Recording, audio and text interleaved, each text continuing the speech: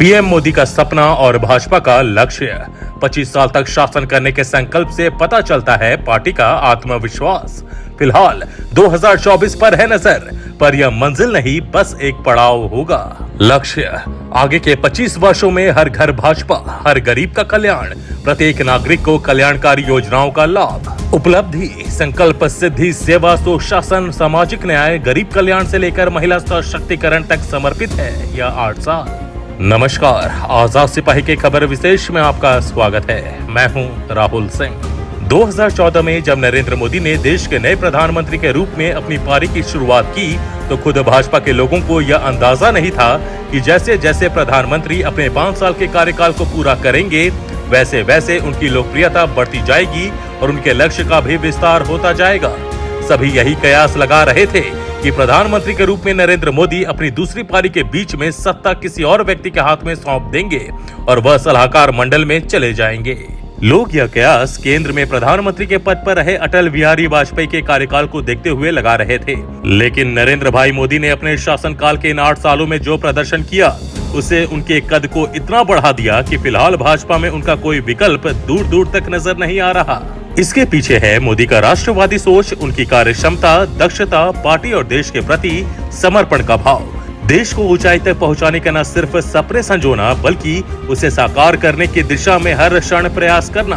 अब तो यह कहा जाने लगा है कि मोदी जिस मिट्टी के बने हैं, उसमें थकावट के लिए कोई जगह ही नहीं है। प्रधानमंत्री नरेंद्र मोदी ने भारतीय जनता पार्टी और कार्यकर्ताओं के लिए नया लक्ष्य तय किया है। उनका कहना है, इस लक्ष्य को हासिल किए बिना पार्टी शांति से नहीं बैठेगी। पीएम मोदी ने अगले 25 वर्षों तक भाजपा की श्रेष्ठता बनाए रखने के लिए पार्टी कार्यकर्ताओं से यह सुनिश्चित करने का संकल्प लिया कि प्रत्येक नागरिक कल्याणकारी योजनाओं का लाभ उठाए। पीएम मोदी ने इस मौके पर हर घर भाजपा, हर गरीब के कल्याण का नारा भी दिया। देश के सियासी नक्शे पर लगभग अपराजय स्थिति में आ चुकी दुनिया की सबसे बड़ी राजनीतिक पार्टी पिछले 8 साल से दुनिया के सबसे बड़े लोकतंत्र पर शासन कर रही है। इसके अलावा अभी 18 राज्यों में भाजपा की सरकार है और उसके पास 1300 से अधिक विधायक और 400 से अधिक सांसद हैं। इन सभी सफलताओं को देखकर कोई यह सोच सकता है कि अब काफी हो गया है, लेकिन हकीकत में ऐसा नहीं है। भाजपा और खासकर उसके सबसे बड़े नेता प्रधानमंत्री नरेंद्र मोदी के लिए यह एक पड़ाव मात्र है। पार्टी का असली लक्ष्य आजादी के अमृत वर्ष यानी 2047 में भी देश पर शासन करना है। यह प्रधानमंत्री का आत्मविश्वास तो है ही, भाजपा की कार्यशैली की झलक भी इससे मिलती है कि वह अपने मूल काम यानी सियासत को कितनी गंभीरता से लेती है। इतना ही नहीं, पार्टी और उसके नेताओं यहाँ तक कि एक कार्यकर्ताओं को बड़े सपने देखने की आदत भी है और उसे सपने को पूरा करने की जिद भी। यही बात भाजपा को दूसरी राजनीतिक पार्टियों से अलग करती है। अब पेश है आपके समक्ष प्रधानमंत्री मोदी के नए संकल्प की पृष्ठभूमि में भाजपा की भावी रणनीति का विश्लेषण करती आजाद सिपाही के विशेष संवाददाता राकेश सिंह की खास रिपोर्ट। दुनिया के सबसे लोकप्रिय नेता और सबसे बड़े लोकतंत्र के प्रधानमंत्री नरेंद्र मोदी ने भाजपा को अब तक का सबसे बड़ा एजेंडा देते हुए अगले 25 साल के लिए तैयारी करने को कहा है। 25 साल बाद देश आजादी के 100 साल पूरा कर रहा होगा। वह एक ऐतिहासिक क्षण होगा। राजनीतिक लिहाज से तब तक देश में कम से कम 5 लोकसभा चुनाव और दर्जनों विधानसभा चुनाव भी हो चुके होंगे। ऐसे में प्रधानमंत्री का बीजेपी को दिया गया यह टास्क बेहद महत्वपूर्ण है। जयपुर में भाजपा के राष्ट्रीय पदाधिकारियों की बैठक में पहले से ही पार्टी अगले 2 साल यानी मिशन 2024 तक के लिए अपनी भावी कार्य योजना को तैयार करने में जुटी है। वहीं उसकी शुरुआत में ही प्रधानमंत्री नरेंद्र मोदी ने अपने वर्चुअल संबोधन से पार्टी को अब तक का सबसे बड़ा एजेंडा थमा दिया है।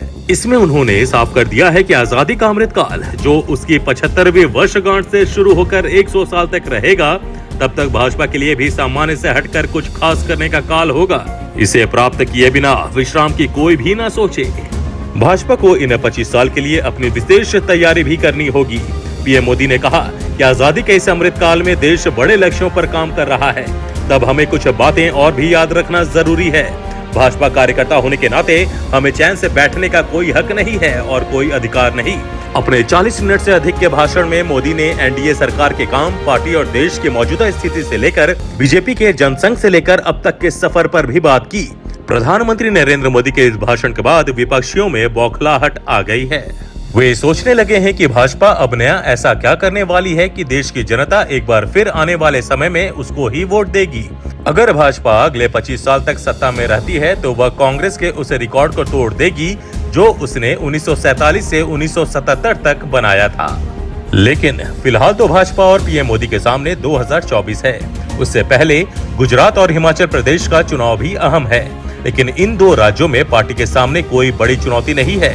कारण है कि वहां कांग्रेस की हालात दिन ब दिन खस्ता होती जा रही है और वहां स्थिति को मजबूत करने के लिए कांग्रेस की तरफ से कोई खास प्रयास भी नहीं हो रहा है।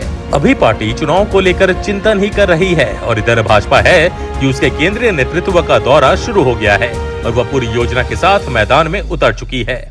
प्रधानमंत्री नरेंद्र मोदी और केंद्रीय गृह मंत्री अमित शाह अभी से इन दोनों राज्यों पर पूरा फोकस किए हुए हैं। इसलिए भाजपा की कार्यशैली को जानने वाले कहते हैं कि पार्टी नेताओं और कार्यकर्ताओं को बताना नहीं होता है कि उन्हें क्या करना है। काम मिलते ही वह तेजी से आगे बढ़ने के इरादे से लग जाते हैं।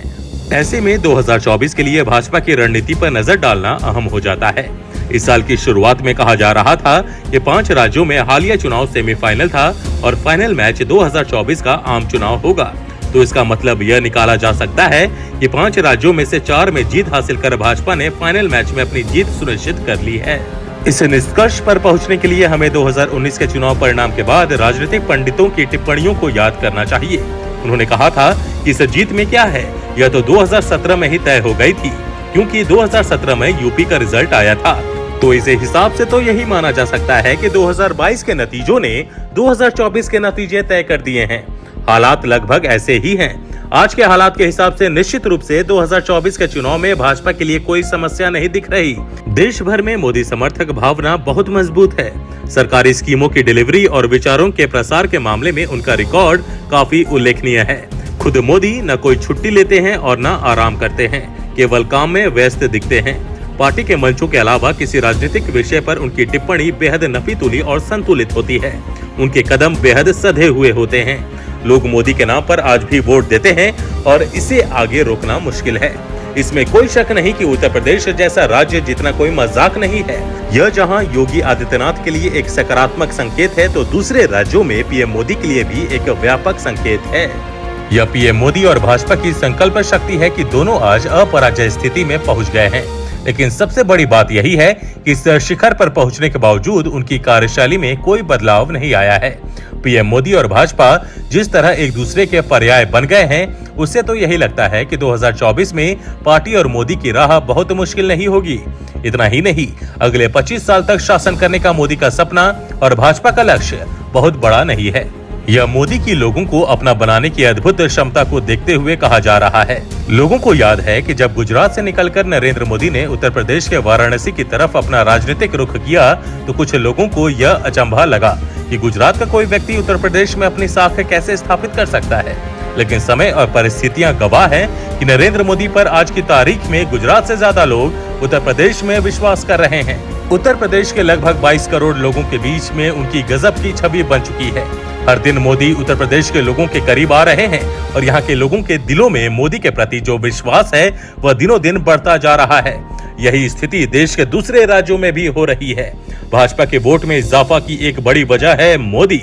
यही कारण है कि भाजपा के लोग उत्साहित होकर नारा लगाते हैं, हर हर मोदी, घर घर मोदी। वही मोदी का नारा है, हर घर भाजपा, हर गरीब का कल्याण। आज के आजाद सिपाही के खबर विशेष में बस इतना ही। देश विदेश की और भी अधिक जानकारी के लिए आप पढ़ते रहिए अपना लोकप्रिय दैनिक अखबार आजाद सिपाही। और हाँ, आप हमारे इस YouTube चैनल को जरूर सब्सक्राइब करें। धन्यवाद।